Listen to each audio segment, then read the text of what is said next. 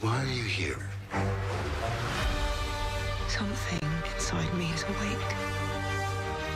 Warning, this video is full of spoilers for The Last Jedi. If you have not seen it yet, then this is not the video you're looking for. For months it was speculated that someone would appear as a Force ghost in The Last Jedi, and whether it was Obi-Wan, Yoda, or Anakin was all up in the air. Me, going into this movie, I definitely was sure that Yoda would make an appearance, and luckily he did. While yes, I cringed a bit since he looked kind of funky, especially the beginning part. The first scene we see Yoda up front definitely seemed weird to me. Moving forward, yes, we have seen a playful, kind of crazy Yoda, but for the narrative of the story and how it was developing, I would have liked to have seen a more serious Yoda. For example, in Empire Strikes Back, when he first appears to Luke as a crazy old creature, that is only for a short period to trick Luke. You can immediately see the shift in Yoda's voice when he becomes stoic and starts talking to Obi-Wan's Force Ghost. But nevertheless, it was great to see the Grandmaster again in a major Star Wars movie such as this. Anakin was a maybe for me, since there was so much speculation, but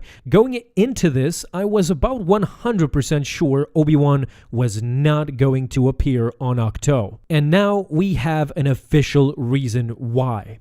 In a recent interview, Rian Johnson confirmed my suspicions as to why Obi-Wan did not show up in this film. He goes on to say, "Believe me, man, I would have loved to have had Ewan McGregor in the movie, but it was just a matter of storytelling. The original relationship with Obi-Wan, obviously if Alec Guinness were still with us, that would have made sense. But we never saw Luke ever interact with the Ewan version of Obi-Wan, so there's less of the emotional connection and it might have been a little odd." This was my line of thinking going into The Last Jedi, and this was a very clever move by Rian Johnson. Instead, he went with the next big thing. He personally said Yoda was the one.